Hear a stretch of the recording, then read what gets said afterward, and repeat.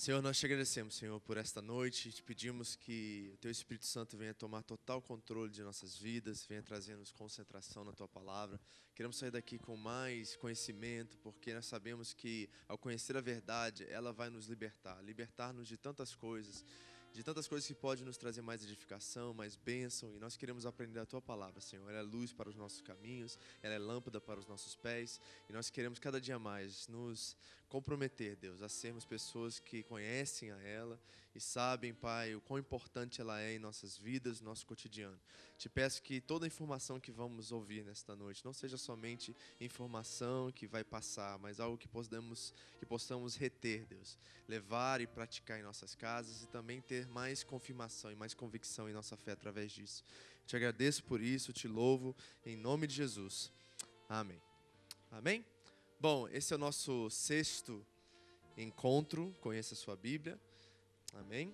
E hoje nós vamos falar sobre o panorama do Novo Testamento, né? As últimas duas aulas, você que não tem o DVD, eu trouxe alguns aí, né, singulares, e você pode acompanhar. Nós tivemos duas aulas falando sobre o panorama do Velho Testamento, e hoje nós vamos pela primeira vez começar no Novo Testamento. E para começar no Novo Testamento, eu gostaria de recapitular algumas coisas que nós ouvimos nas duas aulas, porque nós estamos a partir de hoje, a partir desse começo desse estudo nessa noite, nós vamos entrar no ápice, ou então no ponto máximo, né, no cume de onde a revelação do Velho Testamento se concretiza.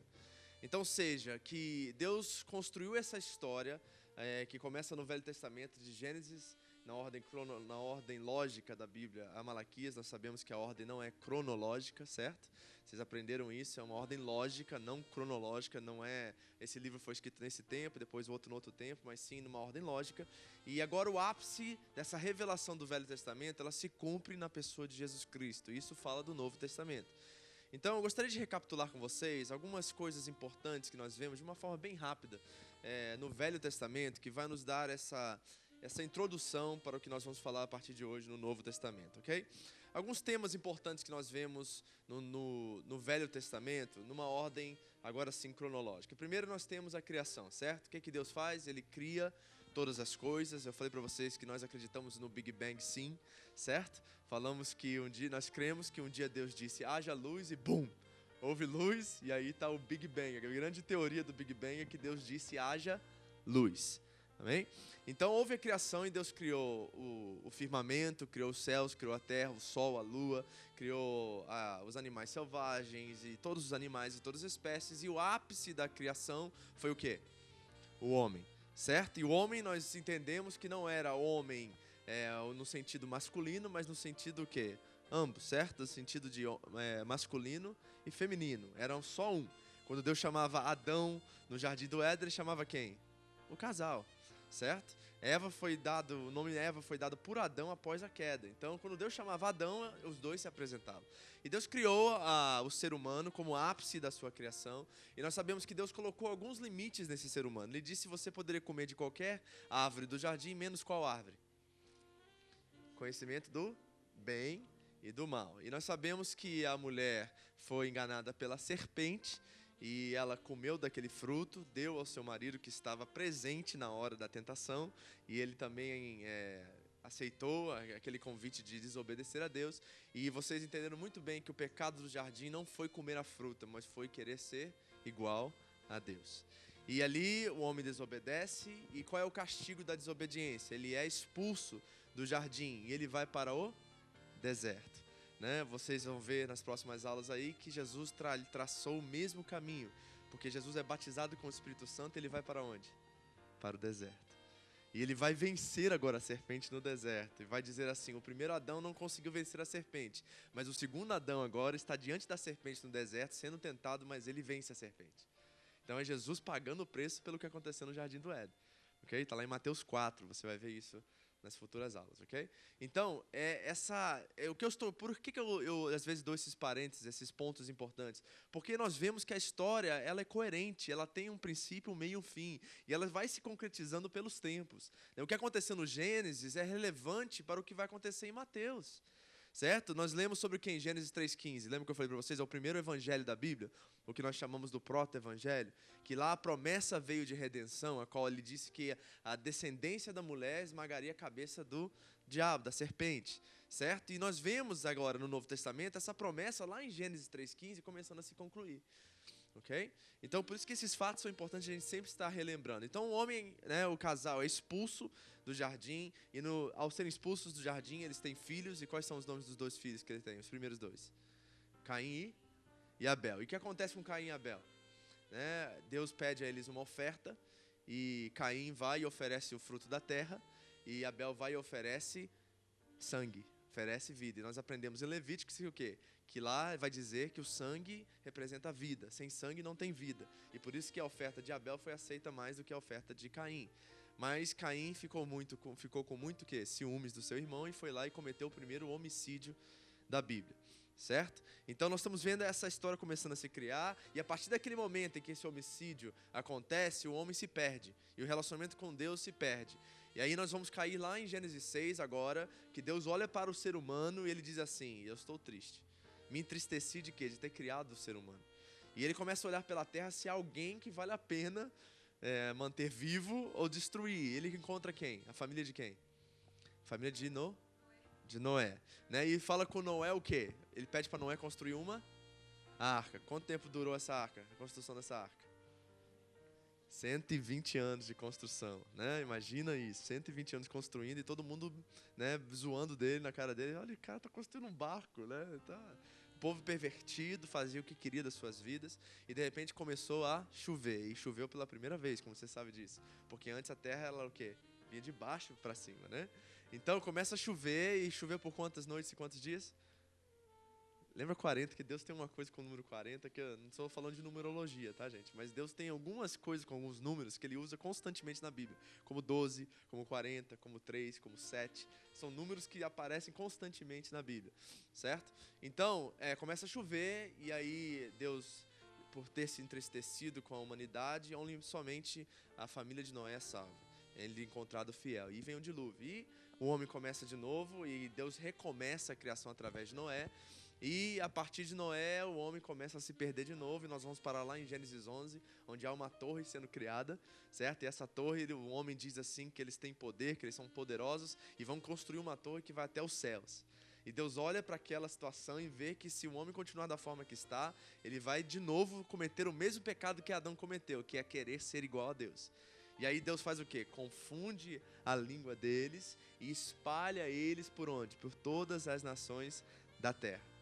Okay? Então nós vemos ali as línguas sendo criadas, todas essas coisas aconteceram, e Deus precisa procurar alguém por onde criar a sua própria identidade, um povo escolhido pelo qual Deus ia ensiná-los como viver, ensiná-los a como ser dele, um povo próprio dele. E nós vemos que ele chama Abraão, Gênesis 12 agora, e chama Abraão e diz: Abraão, sai da tua terra, da tua parentela, e vai para uma terra distante pelo qual eu te mostrarei.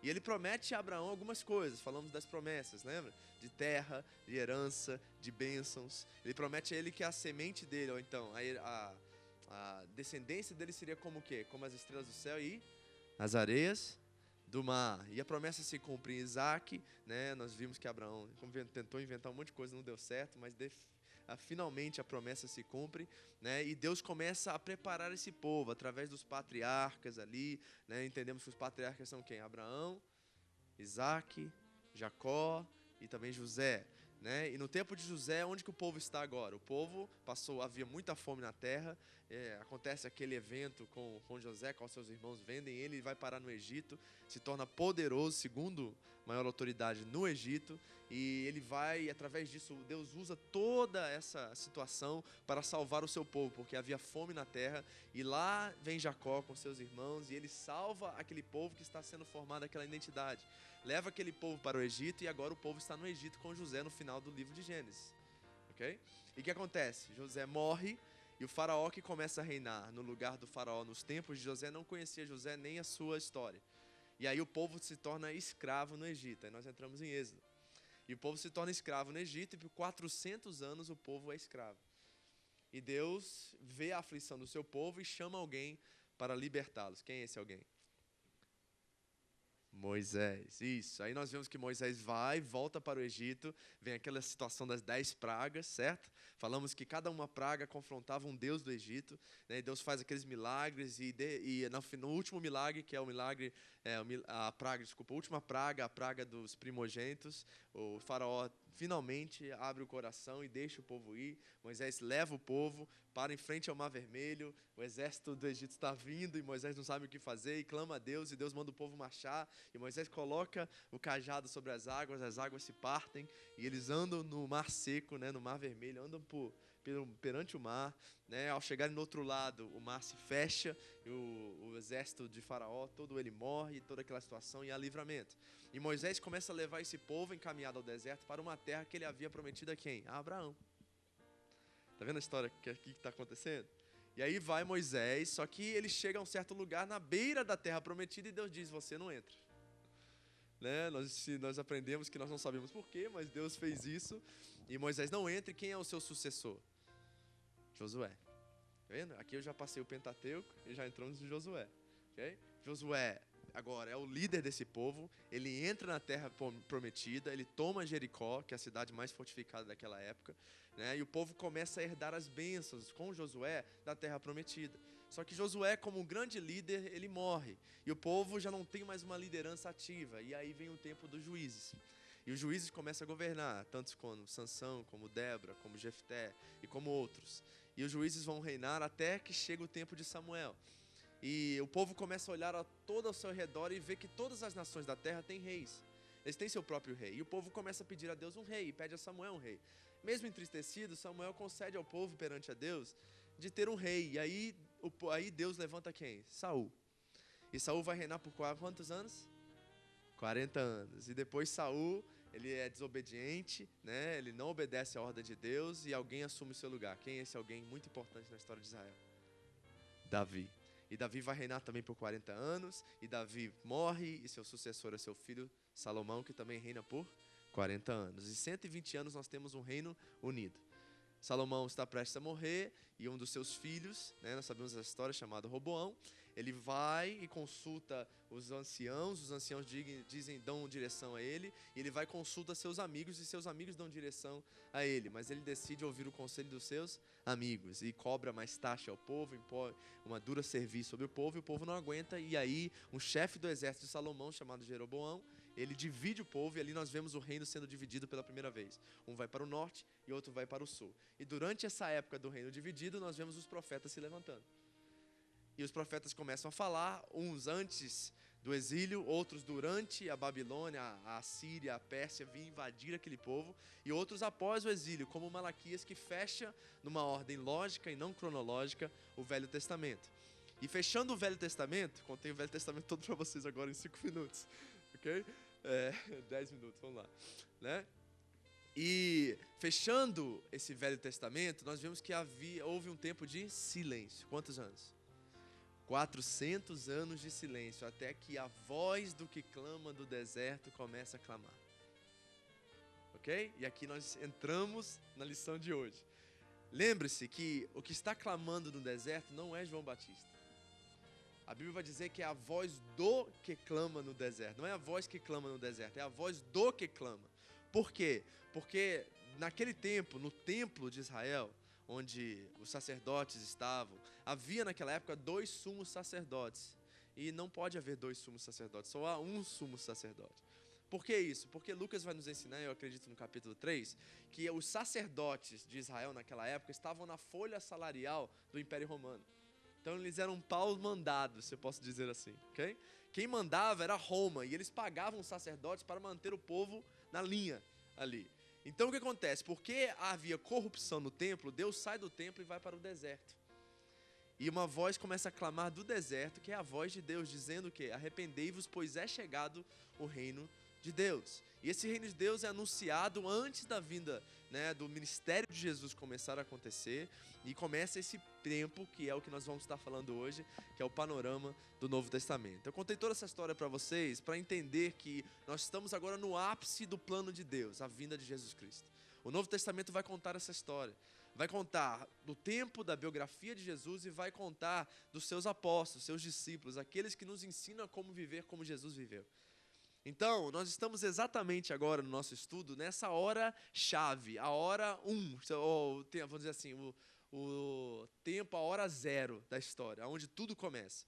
Tanto é que começa o nosso calendário a partir dessa hora. Né? Então é a hora 0 que nós vamos entrar agora, e muito importante, eu dei essa introdução longa, porque eu não quero que você esqueça que a história está continuando aqui.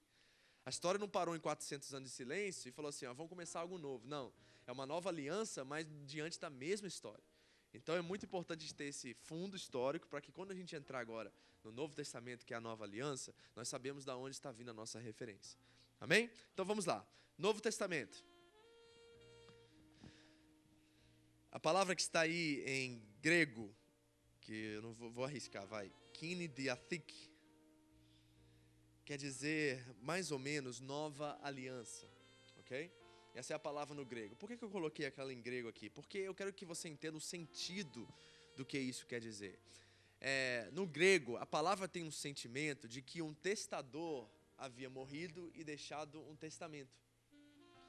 Okay? Então, quando nós vamos falar sobre o Novo Testamento, pense hoje, nos dias de hoje, como se alguém muito rico havia morrido e deixou uma carta, acho que chama isso testamento mesmo, né?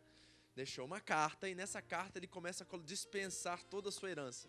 Ele começa a dizer, os bens daqui vão para cá, os bens daqui vão para lá, para o meu filho mais velho vai isso, para minha filha vai aquilo. Então, o Novo Testamento, no sentido grego da palavra, tem essa inclinação de dizer que um testador veio, muito rico, poderoso, e ele deixou uma grande herança, e essa grande herança é esse texto que nós temos agora. Ok? Então, quando nós estamos lendo o Novo Testamento, eu quero que você entenda que tem esse conteúdo, esse contexto de uma herança preciosa, um tesouro raríssimo que foi repartido para conosco. Para que você entenda que não é simplesmente um conjunto de livros, mas sim uma herança que foi deixada por Jesus Cristo para cada um de nós. Ok? O livro contém 27 livros. Quantos tem o Velho Testamento, gente? Quanto? Não, quantos? 66 menos 27. Lembra da matemática que eu ensinei para vocês? 39, isso. E 3 vezes 9? 27. Então 39 no velho, 27 no novo. 3 vezes 9? 27.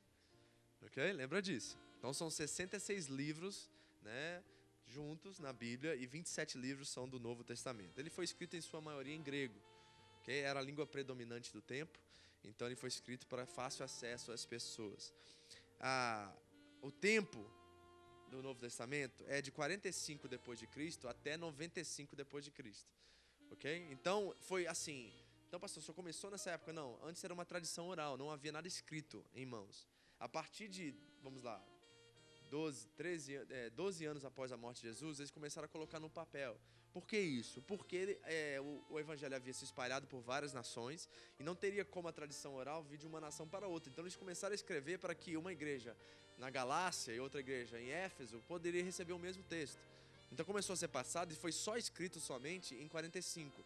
Mas havia tradição oral naquela época. Todos sabiam da história, nas casas, nos templos, onde eles se reuniam, eles contavam essa história. Só que eles começaram a escrever a partir de 45, ok? Após Cristo. Outra coisa, a ordem é lógica, eu já falei um pouquinho sobre isso, não é cronológica. Você vai ver que algumas cartas foram escritas antes e outras depois. Mas não há uma ordem assim, essa aqui foi escrita em 40, então essa aqui vai aqui. 41 aqui, 42 aqui. Não, não é assim. Okay? A ordem é lógica, quer dizer o quê? Que há uma coerência no texto e esse texto vai caminhando para um final. Então, os anciãos, as autoridades da igreja anteriormente, eles começaram a colocar nessa ordem para que houvesse uma lógica coerente que todos pudessem entender, ok? Então, essa é a questão dos livros aí, ok? Agora, abra comigo sua Bíblia em Gálatas, no capítulo 4, versículo 4. E aqui está a razão de eu dar toda aquela introdução que demorou um pouquinho, porque esse versículo é chave para que nós entendamos exatamente o que o Novo Testamento vem cumprir e vem nos ensinar. Ok? Gálatas, capítulo 4, versículo 4.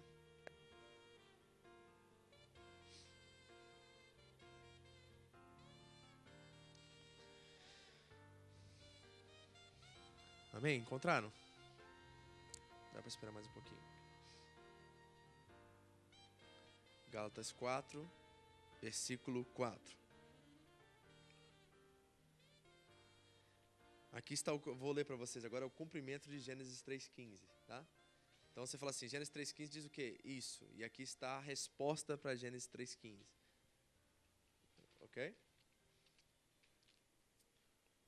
Gálatas capítulo 4, versículo 4. Posso ler? Diz assim: mas, vindo a plenitude dos tempos, Deus enviou seu Filho, nascido de mulher, nascido sob a lei.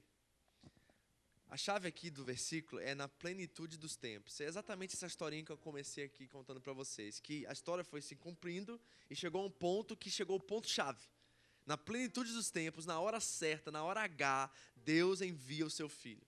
E eu quero mostrar para vocês quão detalhe, quão relevante, quão, como eu posso dizer assim, Deus foi tão perfeito o tempo, a hora, o momento que Deus enviou o seu Filho, porque todas as condições confirmavam que era o tempo para realmente acontecer o que aconteceu. Olha só o que acontece.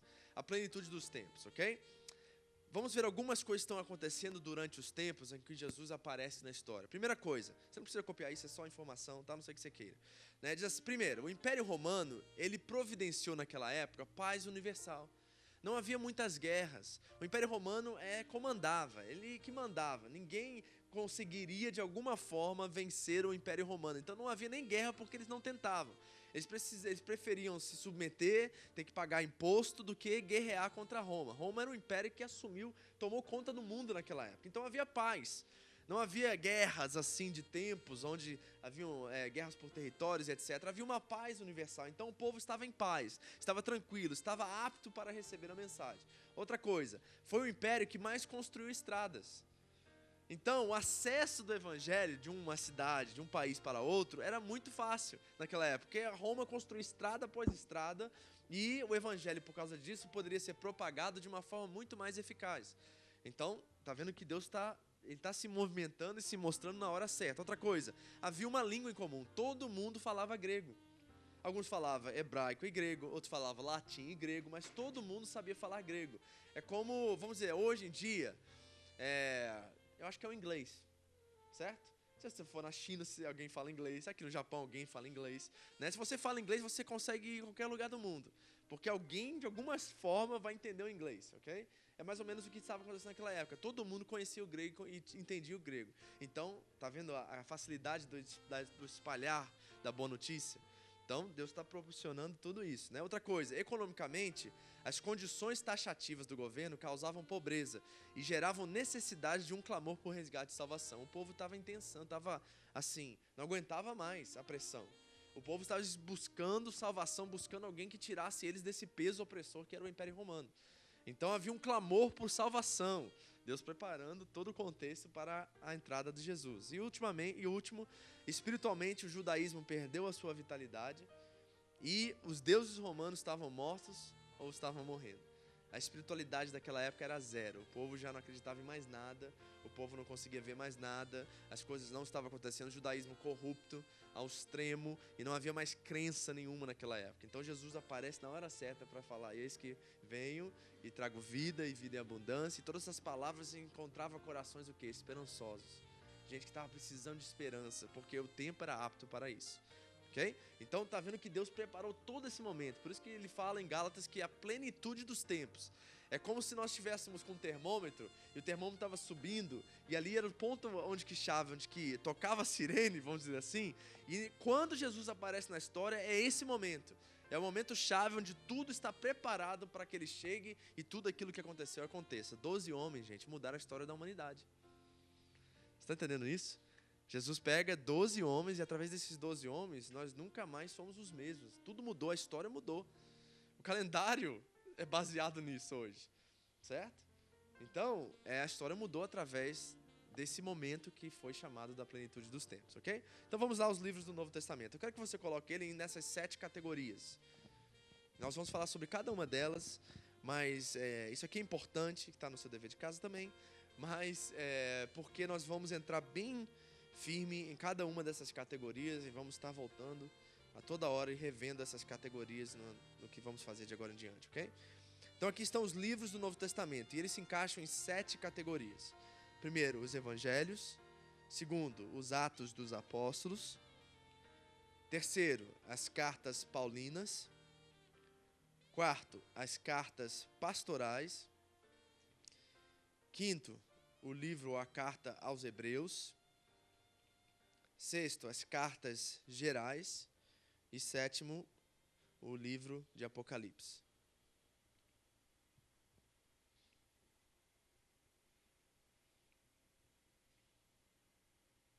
Aqui está a divisão, se podemos colocar em 7 categorias, do todo o Novo Testamento, ok?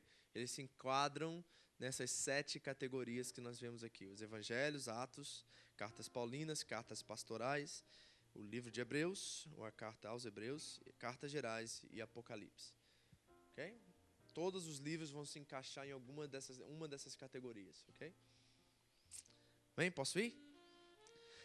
Então, vamos lá. Primeira coisa, os evangelhos. Quais são os evangelhos? Quem sabe? Diga um para mim aí.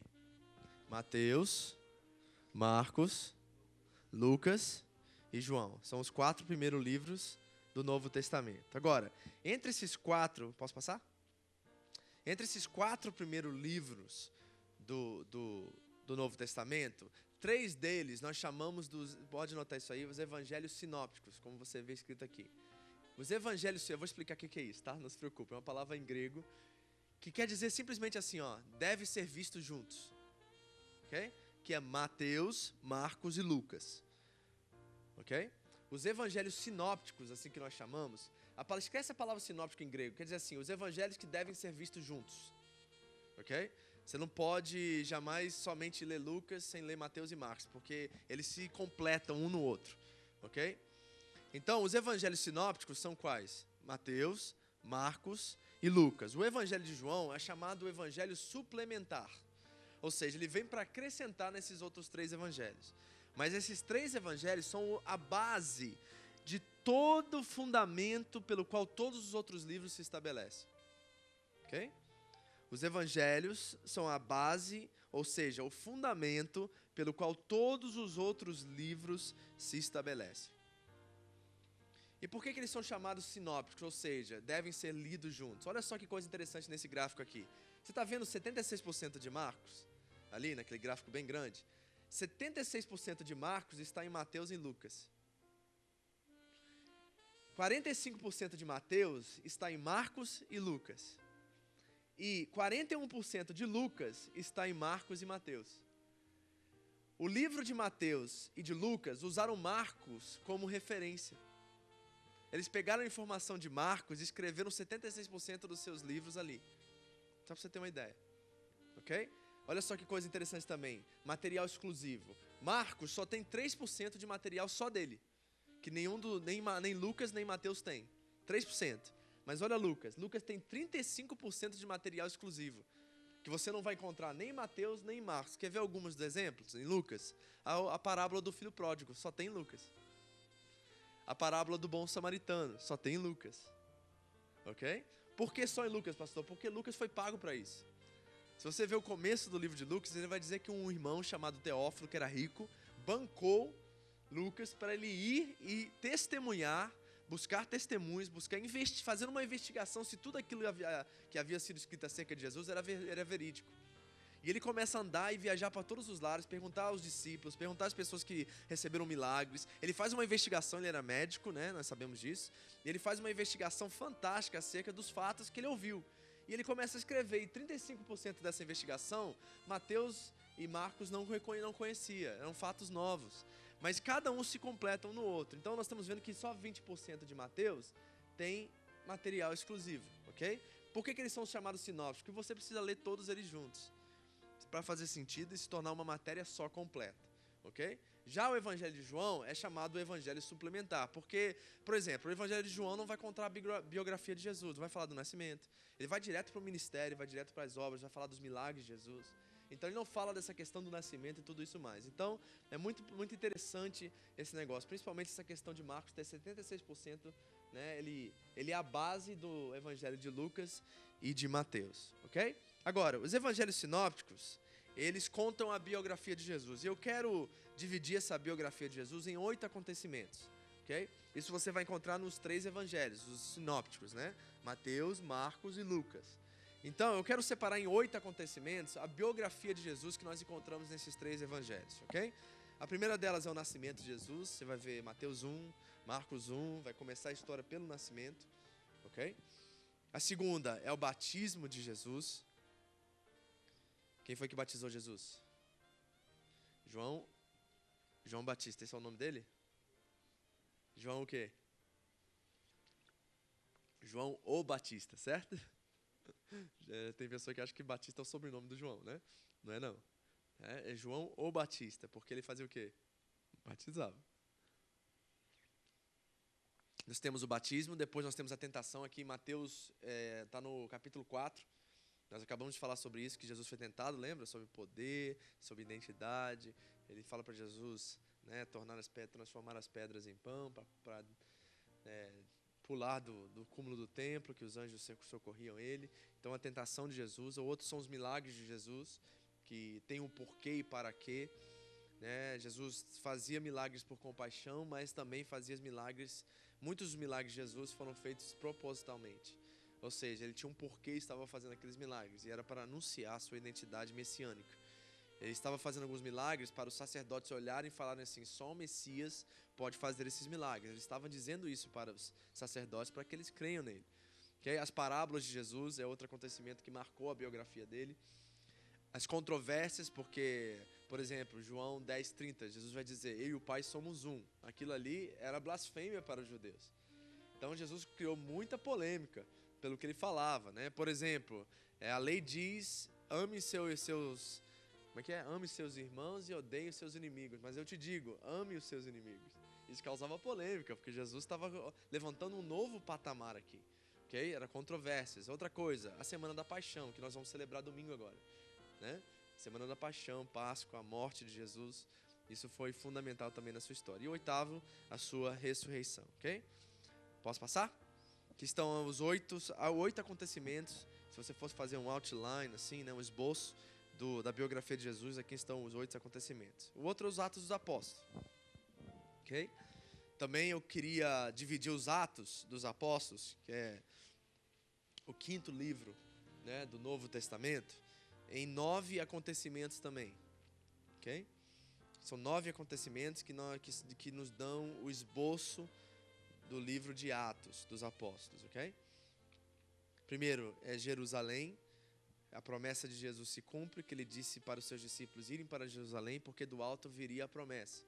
E ali em Atos 1, em Atos 2, nós vemos eles são batizados com o Espírito Santo, né? Naquela casa, o fogo desce e eles começam a falar em línguas estranhas, e essas línguas estranhas são ouvidas pelos povos de todas as nações que estão ao redor daquela casa, e cada um fala na língua natal daquele povo, e há um grande milagre acontecendo, certo? Isso está lá em Atos, no capítulo 2, ao capítulo 8, eles estão em Jerusalém ali, praticamente, e nós vemos esse milagre acontecer naquela casa ali, onde que o fogo desce, um vento sopra, certo? E o povo começa a ouvir nas suas próprias línguas as maravilhas de Deus.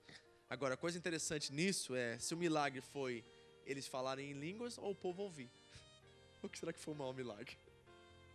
O maior milagre foi eles falarem na língua dos povos ou os povos ouvirem na sua própria língua?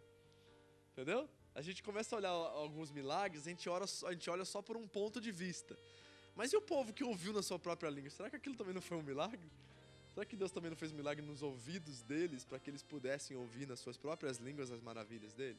Tem 2 milagres acontecendo. O primeiro é que Pedro e os discípulos vão falar cada um numa língua estranha e uma língua da origem natal ali, do povo que estava ali. A outra é o povo ouvir, entendeu?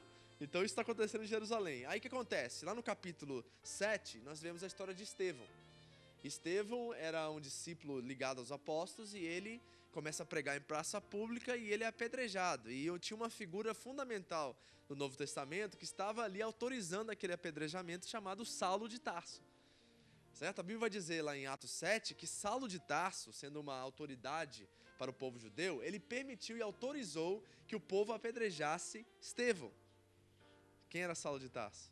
Quem que ele se transformou depois da sua conversão? Em Paulo.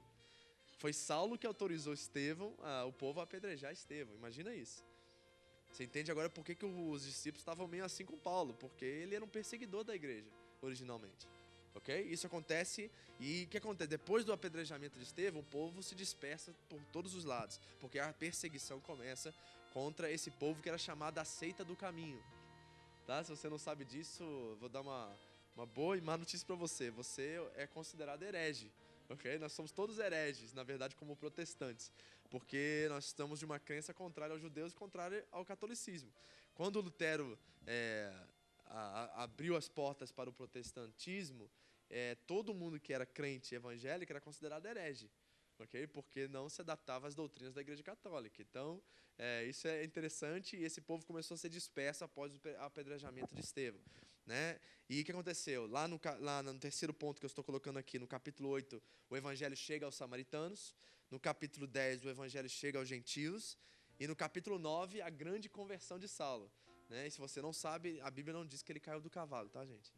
Porque muitos dizem assim que Paulo caiu do cavalo ao se converter, mas não diz nada disso. Diz que ele caiu por terra. Agora, se ele estava em cima do cavalo, provavelmente estava, porque era um modo de transporte daquela época, ok? Mas a Bíblia não diz que Paulo caiu do cavalo e se converteu, ok? Só diz que ele caiu por terra. Se ele tropeçou e caiu, se ele caiu do cavalo, nós não sabemos. Mas cuidado, porque se você ouvir alguém falar assim, Paulo caiu do cavalo, e não sei o que, isso não está na Bíblia, tá? Não diz lugar nenhum que ele caiu do cavalo, ok? É a mesma coisa da maçã, né, no Éden. Lembra da maçã? Não, ele mordeu a maçã, não tem nada de maçã, ok? E outra coisa com Jonas, também não tem nada de baleia. Também é um peixe grande, não é uma baleia, ok? Provavelmente podia ser uma baleia, mas tinha que ser uma baleia grande, né? Para ele sobreviver na barriga daquele peixe, ok?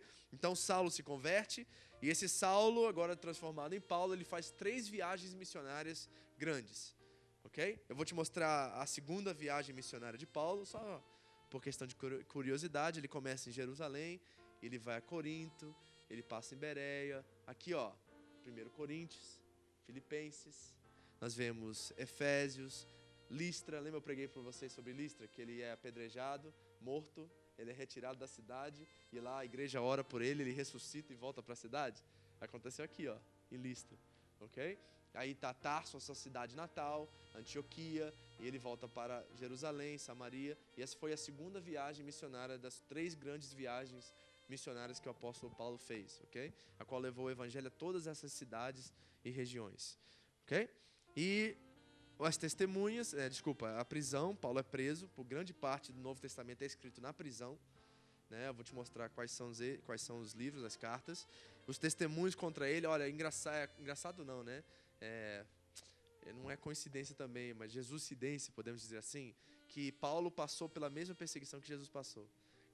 Chamaram ele de herege, chamaram ele de blasfemo, chamaram ele contra, né? E ele vai passar pelo mesmo processo que Jesus passou. Vai para a corte, lá ele vai terminar preso em Roma, e lá ele é mártir, né? Diz a história, eu acredito que ele foi decapitado, okay? Em Roma. Esse foi o final de Paulo, né? Só por questão de formação. Então ele fez 3 viagens missionárias, foi preso, e os testemunhos, e aqui está mais ou menos a divisão. Agora, coisa interessante, o que nós temos? Qual é o Pentateuco? Quem sabe lembra do Pentateuco aqui? Quais são os livros do Pentateuco, ou do Torá? Primeiro, Gênesis, Êxodo, Levíticos, Números e Deuteronômio, ok? E aqui nós temos também, ó, não é chamado Pentateuco, mas vou usar essa terminologia, ok? O Pentateuco do Novo Testamento é o quê? Mateus, Marcos, Lucas, João, Atos. Ok? Está aqui o Pentateuco do Novo Testamento. O livro de Atos é considerado um livro histórico. Tá? Se você quiser botar uma categoria para o livro de Atos, ele é considerado um livro histórico. Então está o Pentateuco no Velho, e tem o Pentateuco, se podemos chamar assim, no Novo, que são os 4 evangelhos mais o livro histórico de Atos. Ok? Está a viagem. Então, vamos seguir nossa categoria que nós colocamos aqui. Aqui nós vamos falar sobre as cartas paulinas. Só para você saber onde nós estamos, deixa eu voltar um pouquinho aqui, ó. Nós estamos aqui, só para você ter uma ideia. Nós vamos seguir essa ordem aqui, que são os evangelhos, os Atos, cartas paulinas, cartas pastorais, Hebreus, cartas gerais e Apocalipse. Tá? Nós já falamos sobre os evangelhos, dividimos o livro de Atos, e agora nós vamos falar sobre as cartas paulinas. Paulinas por quê? Porque foram escritas por Paulo. Ok? São cartas direcionadas a igrejas, e aqui o Paulo escreveu um total de 13 cartas, ok, gente? 13 epístolas. Epístola quer dizer carta. E aqui, as cartas que foram escritas diretas às igrejas são chamadas cartas paulinas. Ele escreveu também cartas pastorais e escreveu também uma carta geral que nós vamos ver daqui a pouco. Ok? Então, ele escreveu, aqui eu não estou colocando o nome do livro ou da carta, como você vai encontrar na sua Bíblia, mas a cidade pelo qual a carta foi encaminhada. Então, Roma quer dizer que livro, ou que carta na Bíblia? Romanos, certo? Corinto é o local onde estava a igreja de Coríntios. 1 Coríntios, 2 Coríntios. Você vê o doisinho ali, são duas cartas, né? Galácia, qual é a carta? Gálatas, isso. Éfeso, qual era a carta? Efésios. Filipos, qual era a carta? Filipenses. Colossos, qual era a carta?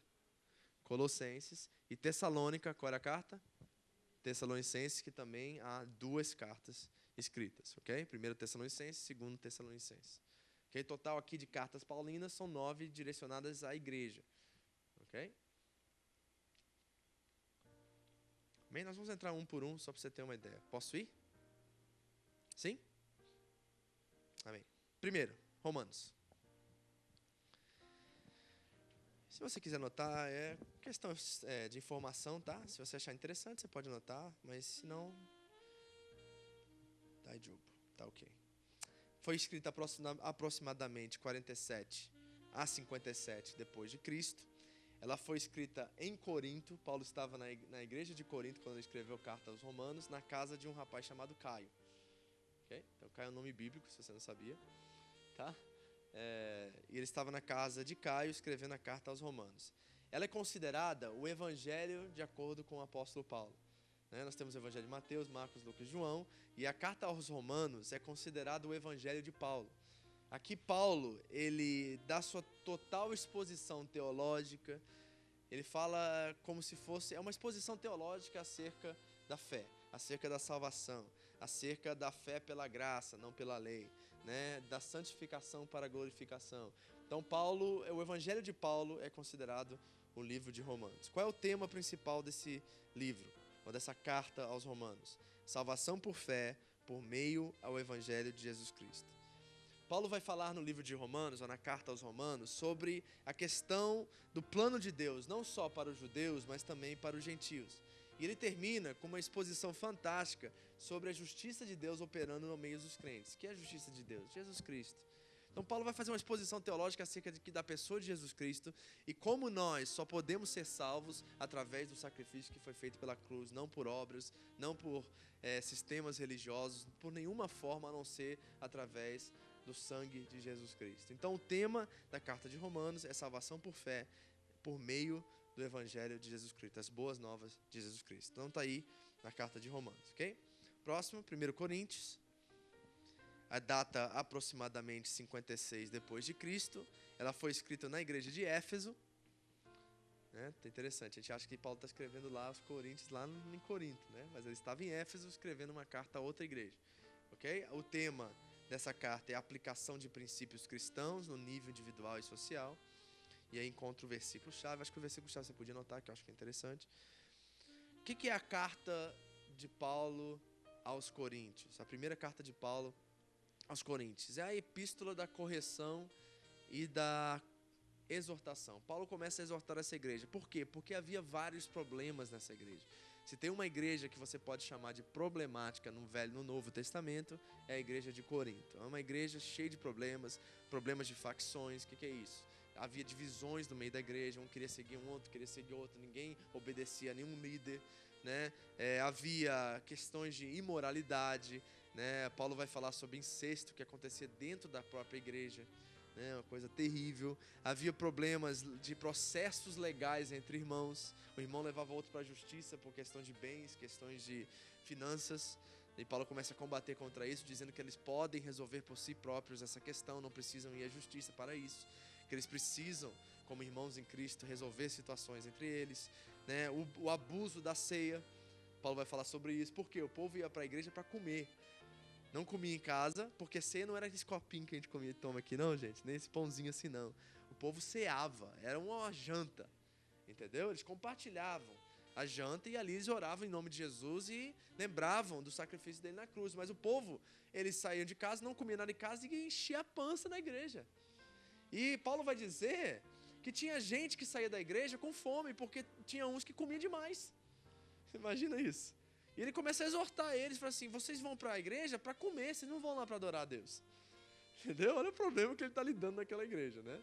Então ele começa a ensiná-los que a ceia do Senhor, ela é simbólica e precisa ser uma coisa muito mais de compartilhar um com o outro, de abençoar um ao outro, que ninguém pode sair da igreja com fome, sendo que há suficiente para todos, entendeu? Então alguns dos problemas que Paulo estava tratando nessa igreja de Corinto. Ele fala sobre casamento, né, bastante sobre casamento, ele fala sobre sacrifício a ídolos, porque havia essa prática na comunidade, as pessoas se convertiam, né, eram idólatras de outras religiões e começavam a sacrificar agora para Jesus. E ele começa a ensinar que não é assim, que não é necessário mais sacrifício, que Jesus já pagou o preço na cruz do Calvário. Então esses são alguns ensinamentos que Paulo vai ensinar aos Coríntios, ok? Segunda carta aos Coríntios, na mesma época, mas escrita numa localidade diferente, né, escrita na área da Macedônia. E o tema dessa carta, da segunda carta de Paulo aos Coríntios, é a defesa de Paulo sobre sua autoridade e seus credenciais. Por quê? Havia muitos falsos mestres na igreja. Começava a dizer assim, Paulo não sabe isso tudo não. Paulo veio depois. Paulo é apóstolo porque não tinha mais o que fazer. Começaram a falar de Paulo assim, como se ele fosse um Zé Ninguém. E Paulo começa a combater isso e dizer assim, não, foi o próprio Jesus. Eu vi Jesus assim como os discípulos viram. Eu não caminhei com eles, que nem os outros discípulos, mas eu tive uma experiência pelo qual eu vi Jesus e ele me instruiu a vir anunciar as boas novas aos gentios. Então Paulo está, de certa forma, nessa carta, ele está confirmando seu chamado apostólico, dizendo que ele tem autoridade para ministrar e para fazer esse trabalho acontecer nessa igreja, ok? Alguns falsos apóstolos se levantaram na igreja para destruir os credenciais e a reputação do apóstolo. E ele bate de frente, gerando arrependimento na igreja. A carta termina com Paulo triste, porque algumas pessoas dentro da igreja não se arrependeram da correção que ele fez acerca disso. Ok? Então, 2 Coríntios está aí para vocês. Posso passar? Próximo, Gálatas. Está vendo a data? É anterior a Romanos, anterior a Coríntios, mas não está na ordem cronológica, está numa ordem lógica, ok? Foi escrita em 49 depois de Cristo. Ela é escrita em Éfeso ou Antioquia, não se sabe exatamente a localidade. E o tema é justificação pela fé e não pela lei. Por que Paulo está aqui combatendo essa questão da justificação? Porque o legalismo entrou na igreja. Ok? Isso quer dizer o quê? Que as pessoas começaram a viver como se vivessem no Velho Testamento. Começaram a se circuncisar, começaram a não comer certos alimentos, começaram a guardar o sábado. E eles começaram a viver como se a lei tivesse em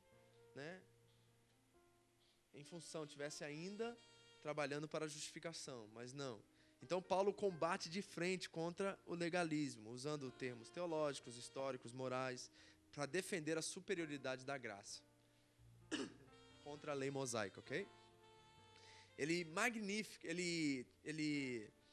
tenta esclarecer a questão da liberdade cristã sobre a lei, certo? E a questão da liberdade cristã não é que está valendo tudo, gente, que a gente pode fazer qualquer coisa, mas entendendo a soberania de Deus e vivendo diante dos limites de Deus em liberdade, porque a liberdade de Deus, os limites que Deus estabelece na nossa vida são para o nosso bem, e nós temos a opção de aceitá-los, obedecê-los ou não, e isso que Paulo está querendo ensinar essa igreja.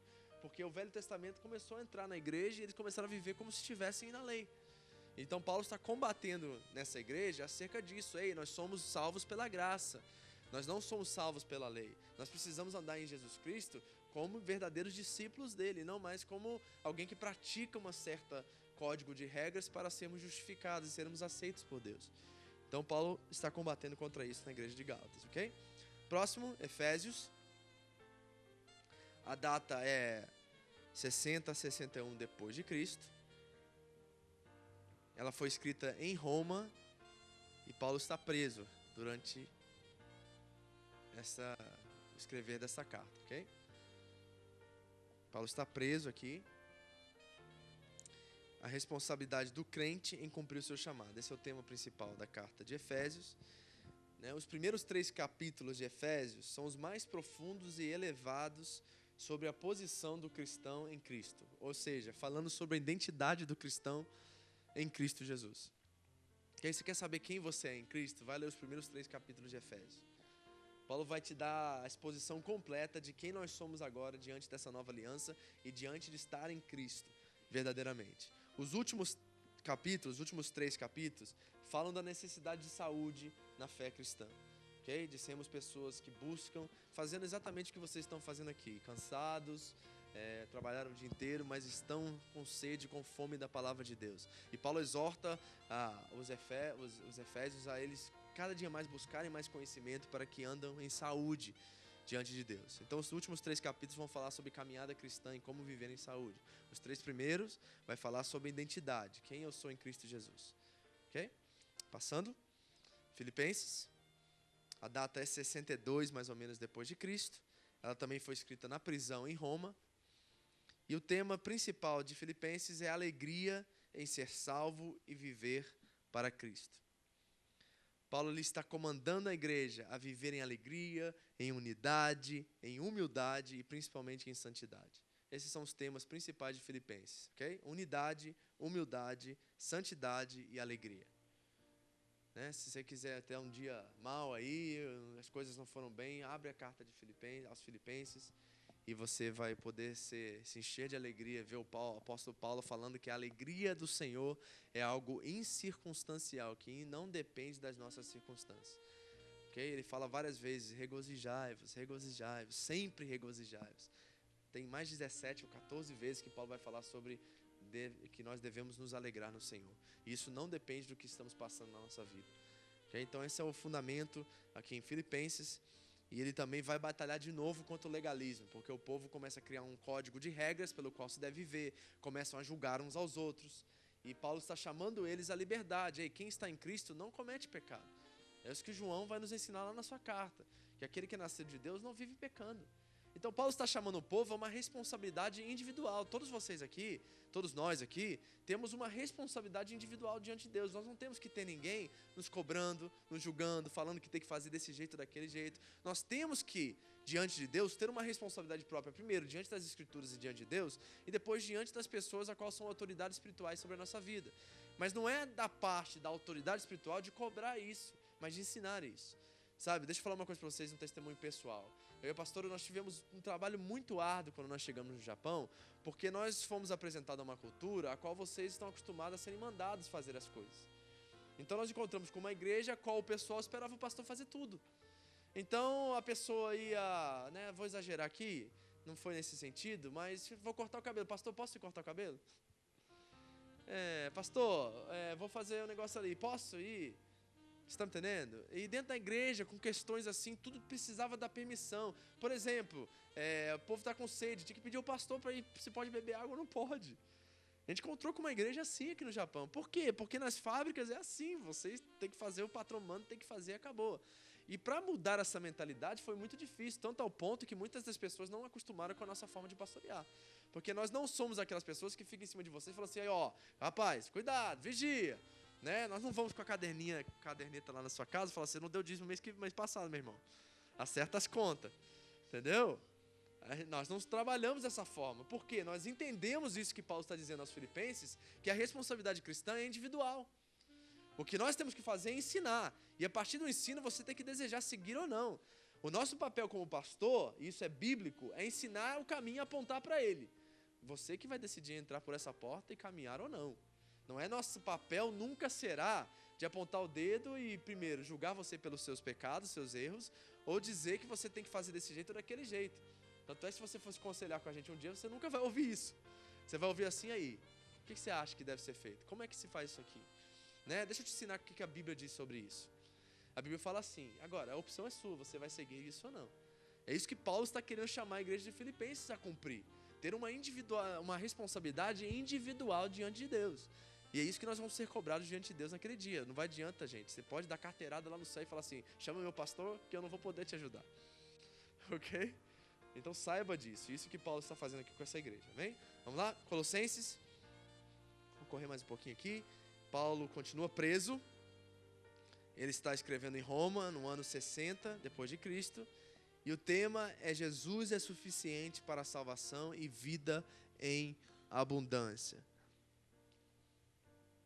O que Paulo vai ensinar aos colossenses? Que vocês não precisam de nenhum sistema religioso ou nenhuma regra moral de vida para viver. Tudo que você precisa e toda a plenitude de vida está em Cristo. Quer saber como viver? Olha para Jesus e tenta imitá-lo. É a epístola ou a carta mais cristocêntrica de toda a Bíblia. Você quer ver uma carta que fala sobre Jesus o tempo todo? Colossenses. Ok? É a epístola de Paulo mais cristocêntrica de todas elas. Ok? Então aí está Colossenses. Posso passar? Aí nós entramos em Tessalonicenses, 2 cartas. Versículo-chave 2, de 9 a 10. Colossenses 2, você pode ler isso em casa depois, tá? Quando você for ver suas anotações. Hoje pela manhã nós lemos todos os versículos, mas demorou demais. Ok? Depois você pode ler isso em casa. Vamos lá? 1 Tessalonicenses, está vendo de novo? Olha a data, 51. É bem depois de Gálatas ali, se fosse olhar cronologicamente, ok? Foi escrita em Corinto. O tema é salvação e santificação.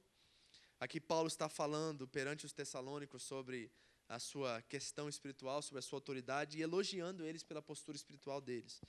Ok?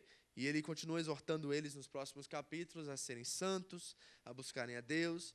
E ele vai ensinar essa igreja uma coisa muito fundamental, que a vinda de Cristo ainda está por vir. Porque havia uma heresia rondando naquela igreja naquele tempo, de que Cristo havia voltado e eles estavam vivendo após a vinda de Cristo. E começou a espalhar esse rumor no meio da igreja e o povo estava apavorado e ansioso, porque achou que Cristo tinha voltado e eles tinham ficado. Então Paulo vai ensinar para eles que não, que o anticristo precisa se manifestar, que muitas coisas precisavam acontecer para que a segunda vinda de Jesus acontecesse. Ele termina 1 Tessalonicenses falando isso e vai continuar isso também em 2 Tessalonicenses. Ok? Posso passar? 2 Tessalonicenses, mesma data, mesmo local. Aqui ele vai falar sobre perseguição religiosa, o equívoco doutrinário, ou seja, acerca de Cristo voltando, eles estão achando que Jesus já voltou, e o abuso prático da palavra, né? Então Paulo vai bater de frente agora e ensinar eles que, olha, Jesus não voltou, o anticristo precisa se manifestar antes que Jesus volte. Ele começa a dar as bases para essa volta, essa segunda vinda de Jesus, ok? Então o tema é perseguição religiosa, o equívoco doutrinário, ou seja, a questão da segunda vinda de Jesus, é isso que eu estou dizendo, e o abuso prático da palavra. Eles não sabiam viver praticamente a palavra de Deus. Ok? Isso fecha as cartas paulinas, são 9. E agora nós vamos falar das cartas pastorais. Nós somos 3 cartas, também escritas por Paulo, mas não encaixam naquela categoria de cartas paulinas. Elas são consideradas cartas pastorais porque Paulo escreve a 2 discípulos dele, que são filhos na fé de Paulo, discípulos diretos de Paulo, a qual um se chama Timóteo, e ele está gerenciando, ou pastoreando a igreja em Éfeso, e o outro se chama Tito, e Tito está pastoreando a igreja em Creta, na Grécia. Então ele vai ensinar esses 2 homens de Deus, líderes da igreja local, a como liderar a igreja.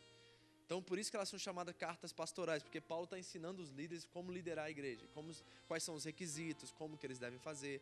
Então são 2 cartas a Timóteo e uma carta a Tito. Ok? A primeira, Timóteo, a data é 62 a 63 depois de Cristo, foi escrita na Macedônia. E aqui o tema é a organização e a separação de ministros no continente da Ásia. É isso que Paulo está falando na primeira carta a Timóteo. Okay? Paulo discipulando seu filho na fé, sobre o cuidar da igreja de Éfeso. E ele fala sobre algumas coisas importantes, como orar, como evitar e ter cuidado com os falsos mestres no meio da igreja. Ele vai falar do papel da mulher dentro da igreja. Ele vai falar sobre casamento. E ele vai falar sobre os requisitos para ser diáconos e líderes dentro da igreja. Ok? Então é Paulo ensinando o seu filho na fé, discípulo Timóteo, a como governar a igreja de Deus. O que nós estamos fazendo hoje à noite é dando para vocês o esqueleto, tá, gente? Na próxima aula nós vamos entrar na prática. Eu quero dar o esqueleto para você se situar, saber onde você está, Para que quando nós entrarmos em alguma coisa, fala assim, Timóteo é Paulo ensinando ao discípulo dele. Então Paulo está falando de coisas que são talvez, às vezes, pertinentes ao momento ali. Porque tem muitas coisas nas cartas paulinas que não tem nada a ver com a gente. É o que Paulo estava falando para aquele tempo, para aquele povo. Por exemplo, que Paulo vai falar aos coríntios que as mulheres não devem nem abrir a boca dentro da igreja. Mas ele está dizendo dele. Não é a questão de Deus mandar isso. Paulo está falando uma doutrina na igreja local. Então nós temos que saber que tem coisas que não podem ser tiradas dos contextos. E nós temos um monte de igreja errando nisso, porque tem igreja que não pode, mulher tem que entrar com véu, tem que sentar um lado outro do outro. Onde que eles estão pegando isso? Estão tirando as doutrinas do seu contexto e criando um pretexto para criar um monte de regras a qual elimina a graça e eles começam a viver de novo o legalismo dentro da igreja. É o que Paulo estava combatendo naquele tempo e continua combatendo hoje nas igrejas. Essa questão do legalismo, das regras, que tudo tem que ser assim preto no branco, senão vai todo mundo para o inferno. Paulo está dizendo que não é por aí o caminho é Jesus Cristo. Além disso, qualquer coisa a mais de Jesus Cristo não pertence. Ok? Então, Paulo ensina a Timóteo. Na segunda carta a Timóteo, ele escreve mais ou menos 67 depois de Cristo, foi escrita em Roma, na prisão. E aqui Paulo está dizendo a seu filho na fé que agora, é a última carta de Paulo, tá, gente? Ele está prestes a ser morto. E ele escreve uma carta dizendo a Timóteo que ele deve continuar o ministério dele. Ou seja, ele vai deixar um legado e Timóteo precisa continuar e trabalhar para que esse trabalho não morra e que ele dê a continuidade ao trabalho do apóstolo Paulo. Ele vai ensinar Timóteo a se manter firme, fiel, né? Porque ele sabia que o seu tempo havia acabado e que Timóteo deveria dar continuidade ao seu ministério. Amém?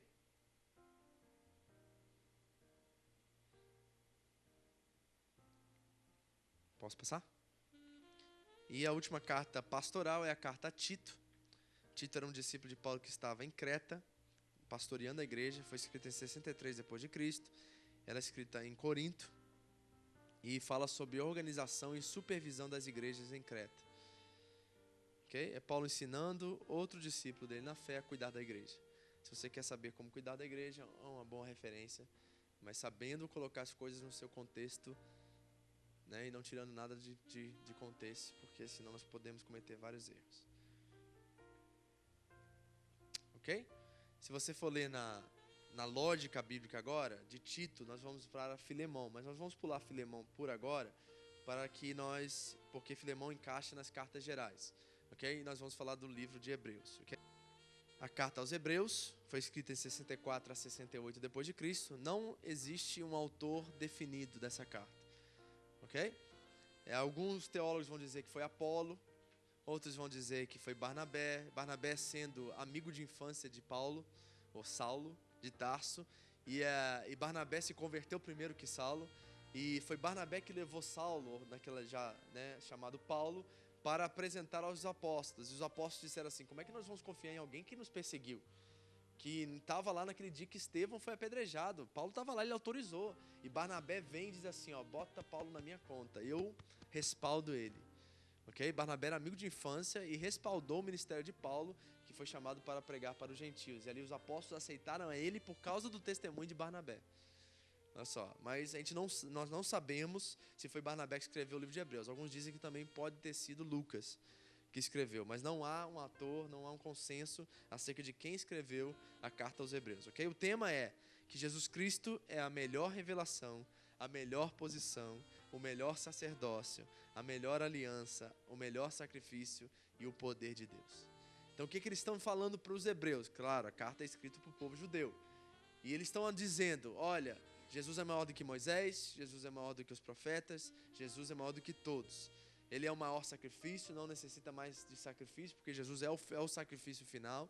Eles vão dizer que a posição de Jesus é maior, o sacerdócio de Jesus é maior que até o de Melquisedeque, né, que foi o primeiro sacerdote de Deus. Ele é maior do que Arão. Então, uma exposição teológica dizendo para os hebreus o seguinte, Jesus é maior do que todos. Praticamente isso. E que nós devemos seguir a Jesus agora e deixar tudo aquilo que Jesus cumpriu na lei e começar a olhar para Jesus como a revelação de Deus nos dias de hoje. Ok? Então está aí a carta aos Hebreus, que nós não temos um autor definido. Então nós vamos agora, lembra que eu pulei, né? Tito, tem Filemão, nós pulamos para Hebreus. E agora nós vamos para as cartas gerais. E Filemão se encaixa nessa categoria de cartas gerais.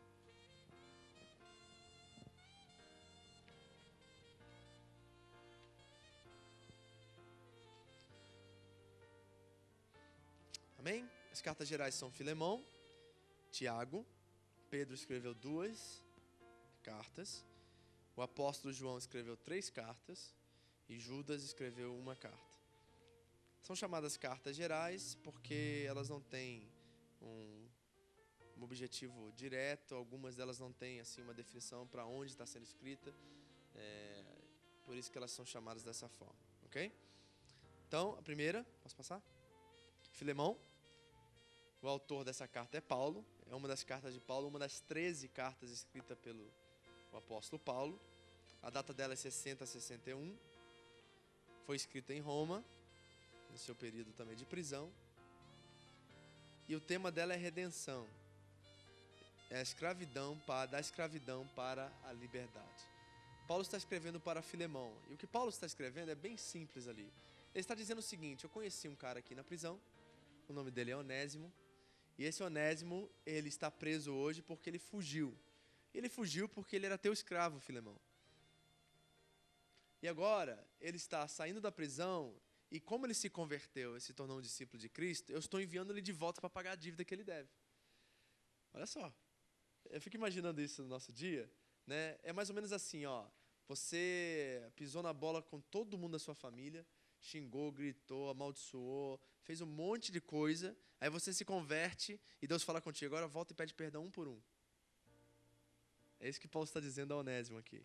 Só que Paulo envia uma cartinha, essa cartinha a Filemão, junto com a ida de Onésimo. Diz assim para Filemão: Filemão, faz o seguinte, quando Onésimo chegar aí, bota a dívida dele na minha conta. E recebe ele não mais como escravo, recebe ele agora como irmão em Cristo, porque a dívida agora é minha. Ó, isso é a base dessa carta. Paulo está enviando o Onésimo para a liberdade da sua escravidão. Ok? Nós podemos tirar muitas coisas fantásticas dessa carta, principalmente o perdão, certo? Então, é exatamente essa base aí que nós estamos vendo na carta a Filemão, ok? Tiago, um livro que a gente usa bastante. O autor foi Tiago, irmão de Jesus Cristo, okay? Irmão de sangue, filho de Maria, okay? Que escreveu essa carta. A data foi 46 a 49 depois de Cristo. Nós não sabemos a localidade exata, mas foi provavelmente escrita em Jerusalém. E o tema principal da carta de Tiago são os temas e características de uma fé autêntica. O que ele está batalhando em Tiago? Contra a falsidade. É uma chamada a uma autoanálise na sua fé. Essa é uma coisa que nós precisamos fazer diariamente. Todos os dias nós temos que analisar onde que nós estamos errando. Deus, vê se há em mim algo ruim, vê se há alguma maldade, vê se como estão minhas atitudes, vê como está meu casamento, vê como estão as áreas da minha vida. Tiago é essa chamada a uma autoanálise. E lá em Tiago, no capítulo 1, versículo 13, é uma coisa fantástica, gente. Não é o versículo chave aqui, mas ali Deus vai nos ensinar que, primeiro, que Ele não tenta ninguém, e segundo, que a causa das nossas provações são porque nós mesmos causamos elas. Que nós somos os culpados pelas próprias provações pela qual nós passamos. Ok? Então, a carta de Tiago fala sobre isso, uma autoanálise, fala de que se sua fé não produz algo verdadeiro no seu caráter, a sua fé é falsa. Se não há uma mudança de caráter, de atitude, a sua fé não vale nada. É isso que o Tiago vai nos ensinar. Ok? Então está aí o livro de Tiago. Próximo, 1 Pedro, 1 de Pedro. Foi escrita em 63 a 64 depois de Cristo. Foi escrita provavelmente em Roma ou na Babilônia. E o tema é a resposta ao sofrimento. Se você estiver passando por tribulação, alguma área da sua vida, vai ler 1 Pedro, que com certeza você encontrará consolo. Amém? Fala sobre riquezas espirituais ligadas a uma fé madura. A recompensa para quem caminha do jeito certo com Deus. A recompensa para quem tem uma fé madura, para quem deseja crescer. Isso que vocês estão fazendo aqui nesse estudo e nos ouvindo. Você deseja mais de Deus, deseja maturidade cristã. e há recompensa para quem busca o Senhor nesse nível. A carta de Pedro também, a primeira carta de Pedro, é um chamado a uma dependência total em Deus. Só um fato, uma curiosidade aqui, quando nós falamos assim, a primeira carta de Pedro, está correto, ok? Você não pode falar assim, a primeira carta dos Gálatas. Porque se você for falar assim, primeiro de Gálatas, você está dizendo que Gálatas foi os Gálatas que escreveram a carta. Quando nós formos citar alguma carta paulina, nós temos que falar a primeira carta aos Gálatas. Okay? Quando a gente for ler no púlpito, for ler em algum lugar assim, numa célula, você vai dizer assim, vamos abrir o nosso livro, vamos abrir em primeiro de Gálatas? Está errado a forma de falar, primeiro de Gálatas, porque não foi os Gálatas que escreveram a carta. Tem que ser corretamente falada a primeira carta aos Gálatas, ou a primeira carta de Paulo aos Gálatas, né? Que no caso não é a primeira, né? Que só tem uma. Então, a carta de Paulo aos Gálatas, ou a primeira carta de Paulo aos Tessalonicenses. Ok? Nós não podemos falar a primeira carta de Tessalonicenses, porque nós estamos dando autoridade, ou seja, quem escreveu como se fosse aquela igreja, mas foi Paulo que escreveu. Não, só uma curiosidade aí para que vocês entendam isso. Outra coisa, segundo Pedro, a data é 64 e 66, foi escrita também em Roma, e o tema dessa carta também é contra a falsidade na igreja, porque havia pessoas dentro da igreja vivendo da mesma forma que viviam no mundo. Bem, 1 João, olha a data, essa é mais recente, né? A forma de dizer, certo? 90 depois de Cristo, foi escrito em Éfeso, e o tema dessa carta é comunhão com Deus. Quando você for evangelizar alguém ou falar de Jesus para alguém e eles perguntam para você, eu quero ler a Bíblia, mas eu não entendo. Eu sugiro que você aconselhe essa pessoa, a primeira coisa que for ler 1 João. Okay? Então, quando você encontrar com alguém que não conhece nada de Bíblia, tem desejo de ler a Bíblia, mas não entende nada, e ela quer começar a ler a Bíblia, peça para ela começar em 1 João. Okay? Porque é um evangelho mais simples e fala sobre o amor de Deus, fala sobre uma fé que caminha em luz, que caminha em santidade, que ama o próximo. Basicamente assim, se Deus é luz, nós devemos andar em integridade diante de Deus. Se Deus é amor, nós devemos amar uns aos outros. Okay? Se Deus é vida, nós temos a recompensa da vida eterna em Deus. Então é basicamente os temas da primeira carta de João. Okay? Segunda carta de João, também escrita na mesma localidade, na mesma data. E o tema dessa carta é fidelidade à doutrina apostólica. O que acontece? Há várias doutrinas dentro da igreja, o povo começa a caminhar por vários caminhos e João está chamando o povo de volta às verdades apostólicas. Ou seja, os ensinos dos apóstolos. Porque começaram a inventar um monte de coisa dentro da igreja. Certo? Em vez de seguir uma fé simples, com base, com alicerce, com profundidade apostólica, eles começaram a seguir o fulano, que tinha inventado uma coisa lá, outro que inventou outra coisa lá. E João chama essa igreja e fala assim, não, nós já temos a verdade, nós temos que conhecê-la e nós temos que viver debaixo dessa autoridade apostólica e debaixo da doutrina apostólica a qual foi dada a cada um de vocês. Ok? Então, o versículo-chave, 2 João 9 e 10. Esse é o combate contra essas heresias dentro da igreja. Terceira carta de João, mesmo período, mesma localidade. E aqui ele vai falar sobre a verdade contra o egoísmo. Praticamente é uma carta que João está agradecendo a seus discípulos por permanecerem fiéis. E é escrita especialmente para um discípulo de João chamado Gaio. Ok? O tema é a verdade contra o egoísmo. Versículo-chave não tem capítulos, tá? É só um capítulo. E o versículo-chave é o 11. Okay? É a carta a menor carta, né, do Novo Testamento e da Bíblia, o menor livro da Bíblia. Okay? Você quer, assim, eu li um livro da Bíblia, vai ler a terceira carta de João, que você lê em 2 minutos. Ok? Ok? E último, nas cartas gerais, Judas. A data é 66 a 80. Não se sabe exatamente a localidade de onde foi escrita. E o tema é um combate contra a heresia. Combate contra a heresia. Judas também era irmão de Jesus Cristo. Ok? Irmão de sangue. Sangue não, né? É incorreto falar isso, né? Que Jesus veio do Espírito Santo. Certo? mas irmão da mesma mãe, vamos dizer assim. Okay? Judas também era irmão de Jesus. Okay? O versículo-chave também não tem, só tem um capítulo, né? É o versículo 3. Okay? Estamos indo para o final aqui. E o último naquela categoria, a qual nós citamos, é o livro de Apocalipse. Então nós estamos terminando aqui de formar esse esqueleto, né, do Novo Testamento para vocês. E a data é 95 a 96 após Cristo, depois de Cristo. O autor é o apóstolo João. Ele está, se você quiser saber onde que ele está na ilha de Patmos. Está preso em exílio, foi enviado para lá. Foi o único dos apóstolos que não morreu de mártir e não foi morto por sua fé. Ele permaneceu e morreu velho de idade, mas morreu preso em exílio, ok? Na ilha de Patmos. O tema é histórico, simbólico e futurístico. Por que eu coloquei esses três? Porque não tem como definir o livro de Apocalipse. Se você perguntar, pastor, o que fala o livro de Apocalipse? Primeiro que eu não sei explicar isso para vocês, que é uma loucura, ok? E não tente ficar lendo o Apocalipse e descobrir alguma coisa, porque você vai ficar louco, você não vai entender nada.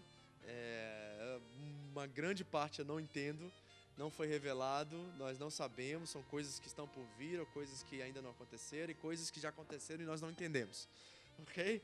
Então, se for perguntar a um teólogo, ele vai dizer para você assim, não, está falando da igreja primitiva, o que aconteceu. Outro vai dizer assim, não, aquilo é só um livro simbólico, Deus está pintando uma foto daquilo que vai acontecer. E outros vão dizer assim, não, o livro é totalmente futurístico, né? Fala só das coisas que estão por vir. Então não há uma definição, né? E nós ficamos com isso, certo? Alguns dizem que é isso, outros dizem que não é revelação, que já aconteceu.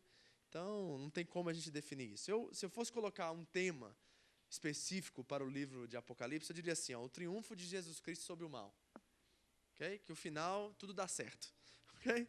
Vamos dizer assim, no final de Apocalipse vai tudo certo, a gente sobe, está todo mundo bem, está todo mundo em paz, isso que é importante. Então, o que vai acontecer entre lá até cá não é nossa preocupação, certo? Nossa preocupação é se manter firme e vigilante, porque sabemos que a qualquer hora isso pode acontecer. Certo? Jesus falou como um raio desce, né? Como, assim, do nada isso vai acontecer. Ninguém sabe o dia nem a hora. Nem ele sabia, só o Pai sabia. Então nós temos que vigiar e permanecer firmes. Amém? Bom, deixa eu passar aqui para você. Passa aqui para mim, Kim, por favor. Um para cada um. Eu não vou nem entrar nisso aqui não, mas é um gráfico interessante, só para você ter uma ideia da diversidade que havia, né? Nos autores do Novo Testamento, né? Só por curiosidade, vamos ver alguns aqui. Por exemplo, Mateus. Mateus era judeu, a sua cidade natal era Cafarnaum, e ele era coletor de impostos e apóstolo de Jesus Cristo. Escreveu 28 capítulos no seu evangelho, né? Vamos lá. Paulo, judeu de Tarsus, fazedor de tendas, era a sua profissão, era apóstolo de Jesus Cristo, escreveu 87 capítulos e 2033 versículos na Bíblia toda. Aqui outro interessante aqui, ó. Pedro, pescador. Lucas era médico. Marcos era missionário. Marcos, na verdade, era discípulo de Pedro. Olha que coisa interessante. Ele escreveu um dos evangelhos, né? Ele era discípulo de Pedro. Né? Judas era carpinteiro. Né? Tiago também é carpinteiro. Por que Tiago e Judas eram carpinteiros, você acha? Por que você acha que Tiago e Judas eram carpinteiros? Família, isso. O pai de José era o quê? Carpinteiro, tá vendo? Aprendeu com o pai. E isso era costume, né? As famílias continuavam, né? Que coisa interessante, né? E tá aí só isso por questão de formação e curiosidade. Eu dei mas para você ver a diversidade que havia nos autores do Novo Testamento. Amém, turma? Bom, por isso aí, hoje. Hoje é isso. Acabei na hora, graças a Deus. Amém? E nós vamos orar e agradecer a Deus por esse tempo. Amém? Nós formamos hoje o esqueleto. E a partir de hoje nós vamos para a prática, nós vamos ver profundidades do Novo Testamento. E com esse esqueleto, o que eu vou falar semana que vem, que nós vamos entrar muito mais em prática, né, da palavra, eu acho que vai ajudar você a entender algumas coisas que são fundamentais na sua fé. Amém? Feche seus olhos, quero orar por você. Pai querido, nós te agradecemos, Senhor, por mais uma noite aqui no Conheça Sua Bíblia, por nosso 6º encontro que nós terminamos, e nós te pedimos que eu sei que muita informação foi passada, muita questão de história, Deus. mas eu acredito que tudo isso vem para acrescentar e vem para nos respaldar diante da nossa fé. Nós estamos construindo um edifício chamado fé. E nesse edifício nós estamos colocando bloco após bloco, e nós estamos levantando uma fé que tem sustentabilidade, que pode balançar contra o vento e não cair, Deus. Nós estamos criando aqui, diante do nosso coração, convicções que nos fortalecem, que nos dão certeza que estamos no lugar certo, no caminho certo, e temos o Senhor como o único e suficiente Salvador de nossas vidas. Obrigado, Senhor, que cada dia mais ficamos mais entusiasmados em querer aprender, em ter sede e fome pela Tua Palavra, e isso que nós desejamos. Que seus filhos voltem para casa em paz, guarda cada um deles no caminho, em nome de Jesus. Amém.